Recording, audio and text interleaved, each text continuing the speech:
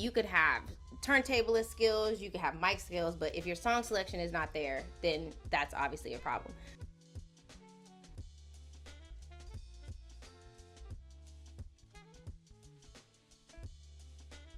So tell me a little bit about your background. Where are you originally from, and how did DJing first come into your life? Both of my parents are military veterans. They both served in the Air Force, and then my mom went and served in the Army, but my dad did his full term in the Air Force. So I was born in Rapid City, South Dakota, which I'm sure Oh, no wow. one else in the world was born. I Yeah. feel like people just moved there, but I was born at an Air Force base. I think I've moved 20, 30 times. Oh, wow. So moved around a lot, and then my parents divorced, and they ended up getting split custody. Well, I ended up spending a lot of time with my dad, and my dad wanted to be a DJ. Oh, wow. And so he had everything. And then my mom, she taught aerobics classes. And back then, you used to do your aerobics classes all to house music. Yeah. So that's how I got introduced into house music. So Oh, when people ask me, like, especially on live, I play so many different genres, it's because I got introduced to so many different genres over the years and just moving around a lot. was there a moment when you realized DJing could become more than just something you enjoyed, that it could actually be a career? I was modeling and I was in a club partying, and I was partying like 6 days a week. You know, in LA, it used to be like a party every night of the week. Like, this is a very industry town. So obviously, bartending wasn't for me, and being a promoter wasn't for me. But I was like, what am I good at? And I was like, wait a minute, I'm good at music, and I decided to become a DJ. So when I started DJing and I started doing gigs, I was like, wait a minute, it clicked for me. It literally clicked for me. And I was like the opener DJ for like a while. Don't get me wrong. Like, I was doing sets with, like, not that many people in there. So, but it was still fun to me. It was still like, it's just hearing a song drop and everyone like scream, even if it was 10 people, but like even people coming up to you and like, oh my goodness, you did such a good job. That was so good. Like, and that clicked for me. That clicked for me, as opposed to like modeling and acting didn't click as hard. So do you feel like your persona when you're DJing, is that you, or is it an actual persona or a personality that you're creating? Like, do you show up as Storm the DJ as like a character, or this is just who you are?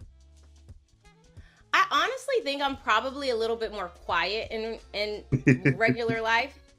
I mean, I always talk a lot, so that playing music and talking has always been my thing. But like, I'm probably a little bit more like standoffish a little bit. But DJing with music is like, it's like a comfort zone. Hmm. It's like wrapped up in my favorite blanket, like when I DJ.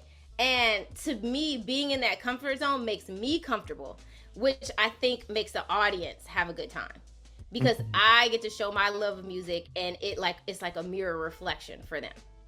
So I can't say it's something that I put on. It's maybe something that I just like come out of my shell more to do. How did you first get connected to the Atlanta music scene or nightlife music scene? This is a interesting story because I basically come to Atlanta every other month. I'm Oh, probably wow. there. I'm in Atlanta. It's like my second home. Hmm. Actually, I own a home there. Oh, wow. My so Atlanta happened for me. So a lot of my family lives in and around Atlanta.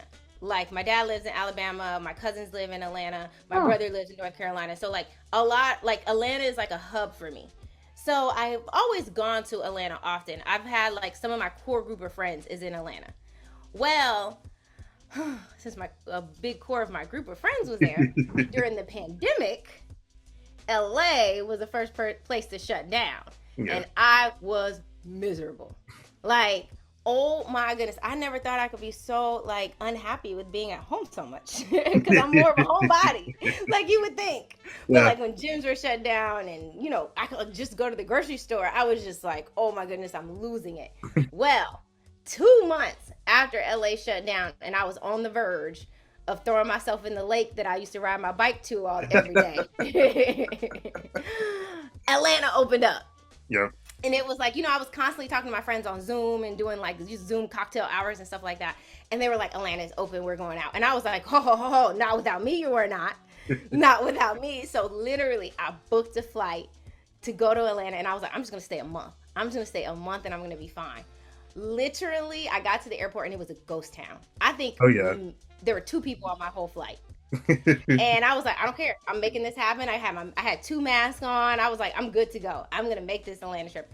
Atlanta was wide open, and I had a time. I mean, obviously Atlanta's a lot more hip hop. Hmm. Like a lot more hip hop, whereas LA has like a big EDM scene, and Hmm. it also is very top 40. Oh. So I really experience, well, the parties I do here are more like the top 40 crowd, or they're the house crowd, or they're a little bit less heavy hip hop. Other than like the hip hop artists that we have, but Atlanta has a lot of good artists. And the scene there is just very much of a epicenter of hip hop music, and I love that about the community. When I say people know their music and they do not play about it, Atlanta is very much like that for me. Where it's like, no, we want you to play like old, and a lot of people like old Atlanta too. Yeah. So I love that it's a good mix of like the new, like the Plutos and with the Jeezys. Yeah. So it's good, and I really love that about the Atlanta scene, that they like know their music and they don't play about their music. But I love the hip hop of Atlanta. I feel like the underground part of music should always be embraced in a certain way. Hmm. I fully. I mean, we should always be recreating. We should always be doing something new, but we should always like also go back to our roots. I love like underground artists using samples from Yeah. like a song that people are like, wait a minute, I don't know what this is, and then like 2 years later, you're like, wait a minute, this was the sample that they used. It's Yeah. crazy. Here's my thought though: when Hmm. people talk about if someone goes mainstream, why not? Why should that underground artist not go mainstream? Absolutely, you should do big shows, and you should have a big fan base, and you should have a top 40 record. Good for you. Good for you. And my only thing is like when people are like, "Oh, you were so good in underground," but it's like there's just good artists, period. Hmm. And that good artist deserves to be elevated, regardless. What does it actually take to control a room? The most important thing I think of being a DJ is obviously song selection, hands down. I mean, you could have turntablist skills, you could have mic skills, but if your song selection is not there, then that's obviously a problem. Moving the room means reading the room. Mm. And reading the room definitely takes time, practice, skill. Obviously, you want to get it. Sometimes you even get a heads up from a client, and they're like, "Oh yeah, we want to hear." They're like in their 30s, so they really want to hear like 2000s or stuff like that. But then you get there, and they're like, "No, we want to hear NLE Choppa. We want to hear NBA YoungBoy." And you're like, "Wait a minute. I thought we was playing like Aaliyah. I thought we was playing. You know what I mean? Like what?" So it's really like a read the room kind of thing, and I think that takes like a skill and time of a DJ, but also you gotta play what you like at the end of the day. Like not only what you like, but you gotta play like what you like, because once you get in that vibe, and you're song to song to song, a lot of crowds will catch on and rock with you. But it definitely is song selection first. I mean, you can have band transitions, and maybe you're the only one who recognized it. The crowd didn't even realize it. But if that next song isn't good, the crowd is gonna realize it. So, winding down, when people talk about nightlife culture years from now, what do you hope your name represents in that story? When I started DJing, there weren't many female DJs. Hmm. And that was definitely difficult for me. Like before I started DJing, I'd never seen a female DJ in person. I had heard of obviously Spinderella, but I had never been anywhere, a club, anywhere that a female DJ was DJing. So I feel like my legacy, number one, is going to be, one of the first like consistent from, back when there were, for every 100 male DJs, there were 2 female DJs, Mhm. maybe even 1.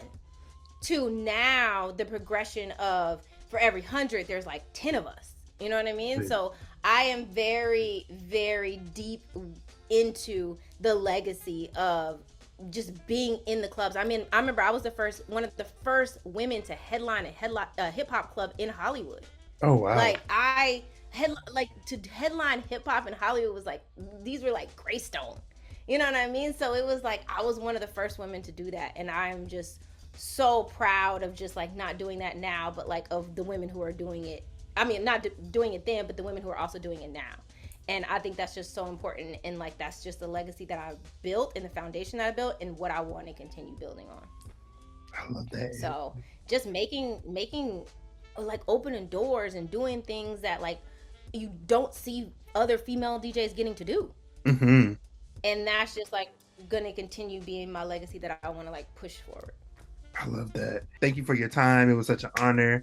I will do a great job by you with this piece. I hope that you enjoy it, and I am just grateful. Thank you so much. Oh, you're welcome. Thank you.